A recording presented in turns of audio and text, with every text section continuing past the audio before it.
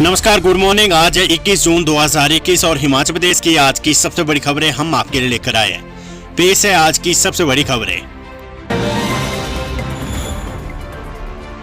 हिमाचल से इंटरस्टेट बस सेवा के लिए करना होगा अभी और इंतजार। हिमाचल में प्रदेश सरकार ने बस सेवा को बहाल कर दिया, लेकिन इंटरस्टेट बस सेवा के लिए लोगों को अभी और इंतजार करना पड़ सकता है। परिवहन विभाग के अधिकारियों का कहना है कि सरकार की ओर से इंटरस्टेट बस सेवा चलाने के लिए कोई संकेत नहीं मिले हैं। ऐसे में इंटरस्टेट बसों के संचालन के लिए परिवहन विभाग बाहरी राज्यों के साथ फिलहाल टेकअप नहीं कर रहा है। वहीं हिमाचल के साथ लगते पंजाब, हरियाणा व अन्य राज्यों में भी अभी तक इंटरस्टेट बस सेवा को बहाल नहीं किया गया है। जब तक बाहरी राज्यों में इंटरस्टेट बस सेवा को बहाल नहीं किया जाता, हिमाचल में भी इंटरस्टेट बस सेवा बहाल होना मुश्किल है। हिमाचल में बाहर से आने वाले लोगों के लिए सरकार की ओर से कोविन ई पास की व्यवस्था जारी रखी गई है। ऐसे में यदि इंटरस्टेट बस सेवा को बहाल कर दिया जाता है तो फिर बाहर से आने वाले लोगों की मॉनिटरिंग करने में भी परेशानी सामने होगी। अधिकारियों का कहना है कि इंटरस्टेट बसों के संचालन से कोविन ई पास की मॉनिटरिंग करने के लिए व्यवस्था करनी होगी। उसके बाद इंटरस्टेट बसों को बहाल किया जा सकता है। उधर HRTC अधिकारियों का कहना है कि इंटरस्टेट बसों के संचालन को लेकर फैसला सरकार की ओर से लिया जाएगा। सरकार की ओर से जैसे इंटरस्टेट बसों के संचालन के लिए आदेश दिए जाते हैं, निगम बसें चलाना शुरू कर देगा। परवाणु बैरियर पर फिर उमड़ा वाहनों का सैलाब, पुलिस को लगाना पड़ रहा है अलग से नाका। कोरोना कर्फ्यू में ढील मिलते बाहरी राज्यों से प्रदेश में लोगों का आना बस तो जारी है। रविवार को करीब 4000 वाहनों ने प्रदेश में प्रवेश किया है। बैरियर में वाहनों की संख्या इतनी अधिक थी कि ट्रैफिक को कंट्रोल रूम के लिए अलग से नाका लगाकर सभी लोगों के पास चेक किए गए। जानकारी के मुताबिक रविवार को लगभग 4000 से अधिक वाहनों ने प्रवेश किया है। उसके बाद भी पर्यटकों का आना जारी रहा। ट्रैफिक से निपटने के लिए पुलिस विभाग ने टिपरा के पास भी एक नाका लगाया, जहां पास चेक किए जा रहे व मैनुअल पास बनाए जा रहे हैं। पर्यटकों की बढ़ती तादाद को देखते हुए प्रशासन द्वारा ई पास बनाने के लिए जहां 8 कर्मचारी लगाए गए थे, वहीं अब इसके लिए 12 कर्मचारी तैनात किए गए हैं। कोरोना से हुई मौतों का डेथ ऑडिट करवाए जयराम सरकार, सुखविंदर सुक्खू। कांग्रेस विधायक व पूर्व प्रदेश अध्यक्ष सुखविंदर सिंह सुक्खू ने कहा है कि कोरोना से हुई मौतों का जयराम सरकार डेथ ऑडिट करवाए। इससे दूध का दूध और पानी का पानी हो जाएगा। कोविड-19 के अलावा मृत्यु की मूल वजह डेथ ऑडिट करवाने से सामने आएगी। विशेषज्ञ डॉक्टरों की कोरोना के दौरान ड्यूटी करने के आंकड़े भी सरकार सार्वजनिक करे। उन्होंने कहा कि कोरोना संकट के दौरान डॉक्टरों ने कितनी सर्जरी की है, भाजपा सरकार को ये भी बताना चाहिए। उन्होंने कहा कि डेथ ऑडिट इसलिए जरूरी हो गया क्योंकि कोरोना संक्रमित अनेक लोग गंभीर बीमारी से पीड़ित थे। कोरोना संक्रमण की चपेट में आने के बाद अस्पतालों में उन्हें गंभीर बीमारियों का इलाज नहीं मिला है। विशेषज्ञ डॉक्टर मरीज के पास तक नहीं गए। कोरोना संक्रमण की चपेट में आने के बाद अस्पतालों में उन्हें गंभीर बीमारियों का इलाज नहीं मिला। विशेषज्ञ डॉक्टर मरीजों के पास तक नहीं गए, जिससे किसी की मौत कैंसर से हुई तो किसी की किडनी, लीवर, मधुमेह, उच्च रक्तचाप की बीमारी व हृदयाघात से मृत्यु को प्राप्त हुआ है। उन्हें कोरोना हुआ था, इसलिए सभी मौतों को महामारी से गिना गया है। सुक्खू का कहना है कि कोरोना मरीजों के इलाज में कोविड अस्पतालों में गंभीर लापरवाही बरती गई है। मरीजों की वरिष्ठ डॉक्टरों ने सूद नहीं ली। अनेक संक्रमित तो कोरोना के खौफ से ही मर गए हैं। अस्पतालों में उनकी काउंसलिंग होनी चाहिए थी। गंभीर बीमारियों का उचित इलाज किया जाता तो उनके पीड़ितों की जान बचाई जा सकती थी, क्योंकि कोरोना की तो कोई दवा नहीं थी। गंभीर रोगों के रोगी कोरोना संक्रमित होने पर उन्हें दवाओं के लिए तड़पते रहे। सरकार ये भी बताए कि वैक्सीन की पहली डोज के बाद कितने लोगों की मौत हुई और दोनों डोज लगाने के बाद कितने लोग मृत्यु को प्राप्त हुए। डेथ ऑडिट में भी इसका अध्ययन हो चुका है कि वैक्सीन लगने के बाद मौत का क्या कारण रहा है। कांग्रेस विधायक ने कहा कि विशेषज्ञों ने कोरोना की तीसरी लहर का अंदेशा जताया हुआ है, जिसमें बच्चों के अधिक संक्रमित होने की बात कही गई है। बावजूद इसके प्रदेश सरकार हाथ पर हाथ धरे बैठी है। ना तो बच्चों के लिए विशेष वार्ड का प्रबंध अस्पतालों में किया गया और न ही बच्चों के वेंटिलेटर मंगवाए गए हैं। सरकार को तुरंत इसकी व्यवस्था करनी चाहिए। खबर स्कूल शिक्षा बोर्ड से 12वीं कक्षा के परिणाम में अंग्रेजी और फर्स्ट सेकंड टर्म परीक्षा के अंक जोड़े गए। 12वीं कक्षा का परीक्षा परिणाम तैयार करने के लिए हिमाचल प्रदेश स्कूल शिक्षा बोर्ड ने अपना फॉर्मूला तैयार कर लिया है। 5 बिंदुओं पर आधारित CBSE के फॉर्मूले में बोर्ड ने 3 नए बिंदु शामिल किए हैं।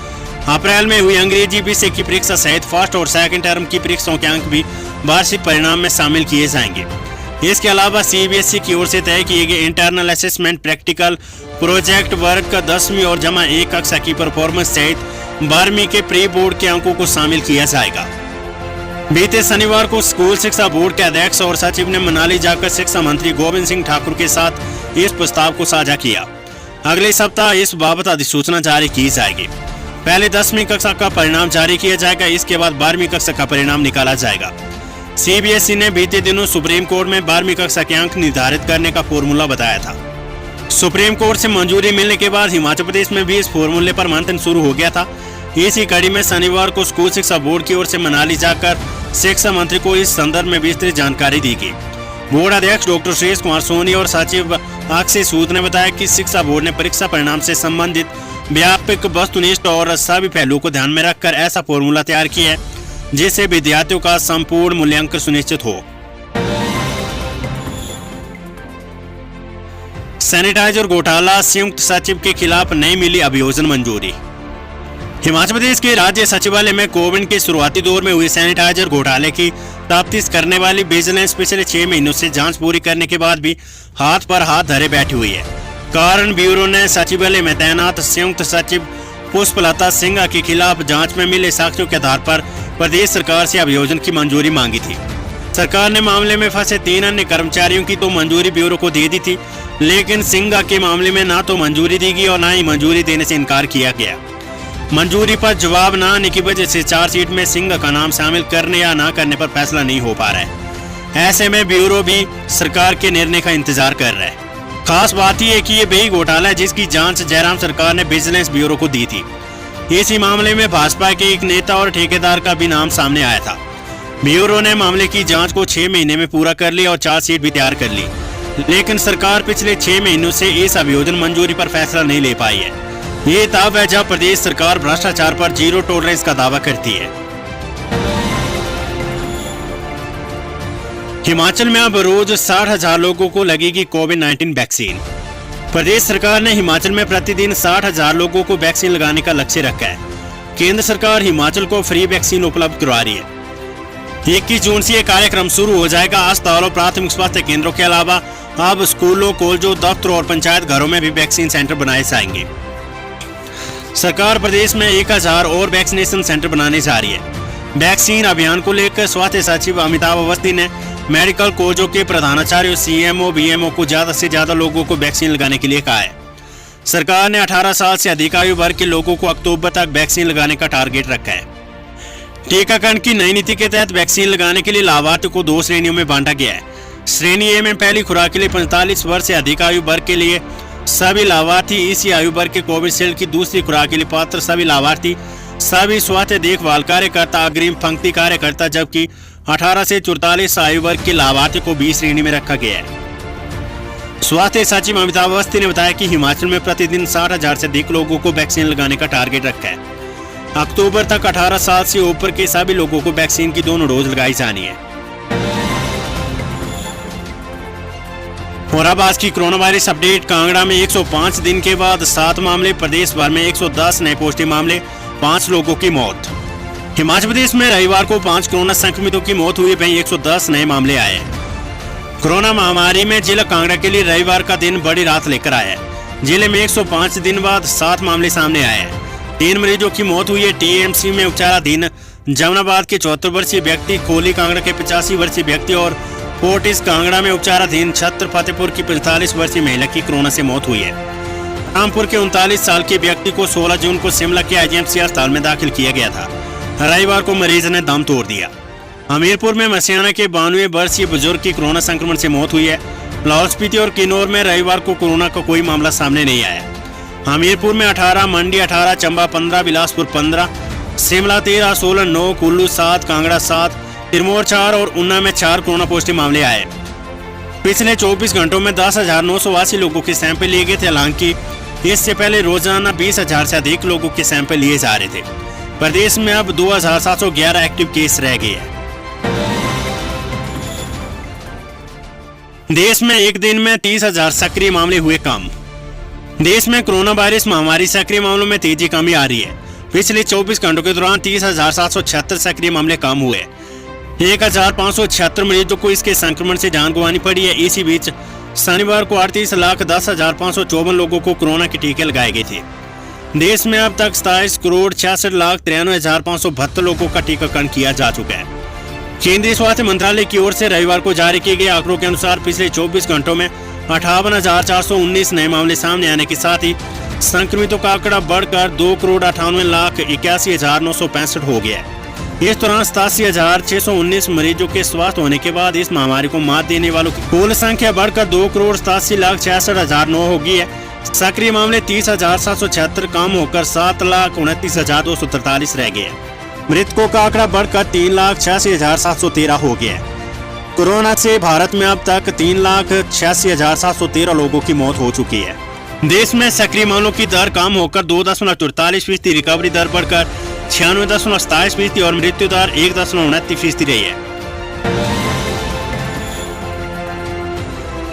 मनाली से प्रदेश के नए नेशनल हाईवे प्रोजेक्ट का शिलान्यास करेंगे गडकरी। केंद्रीय भूतल एवं परिवहन मंत्री नितिन गडकरी 23 जून से जिला कुल्लू के 5 दिवसीय दौरे पर रहेंगे। इस दौरान वे मनाली से प्रदेश में कई नेशनल हाईवे सहित कई अन्य प्रोजेक्टों का शिलान्यास करेंगे। परिवार के साथ आ रहे गडकरी 24 जून को अटल टनल रोहतांग का निरीक्षण करेंगे और जनजातीय जिला लाहौल की हसीन वादियों को भी निहारेंगे। इसी दिन उनकी मुख्यमंत्री जयराम ठाकुर के साथ बैठक होगी और प्रदेश के लंबित पड़े कई प्रोजेक्टों पर चर्चा होगी। ओजी घाटी के मनाली में जिस होटल में गडकरी रुकेंगे वहां पर सुरक्षा का घेरा कस दिया गया है। प्रशासन के अधिकारी भी होटल का निरीक्षण कर सभी व्यवस्था को देख रहे हैं। भाजपा ने भी तैयारियां शुरू कर दी। उल्लेखनीय कि गडकरी 23 जून को भुंतरा हवाई अड्डे पर उतरेंगे। Weather update. हिमाचल में बारिश, आदड़ और ओलावृष्टि का येलो अलर्ट जारी। हिमाचल प्रदेश में सोमवार को भी बारिश, आदड़ और ओलावृष्टि का येलो अलर्ट जारी हुआ है। मध्य पर्वतीय क्षेत्रों शिमला, सोलन, सिरमौर, मंडी, कुल्लू और चंबा में 26 जून तक बारिश का दौर जारी रहने का पूर्वानुमान है। मैदानी जिलों ऊना, बिलासपुर, हमीरपुर, कांगड़ा और उच्च पर्वतीय क्षेत्रों किन्नौर और लाहौल स्पीति में 22 से 24 जून तक मौसम के साफ रहने की संभावना है। 25 और 26 जून को पूरे प्रदेश में बादल बरसने के आसार है। रविवार को प्रदेश में मौसम मिला जुला रहा। राजधानी शिमला में बादल छाए रहने के साथ बीच बीच में हल्की धूप भी खिली। मैदानी जिलों में मौसम साफ रहा। बीते दोनों दिनों में प्रदेश में मानसून कमजोर चल रहा है। आने वाले 1 से 2 दिन में हल्की बारिश होने के आसार है। 25 जून से बारिश में तेजी आने की संभावना जताई गई है।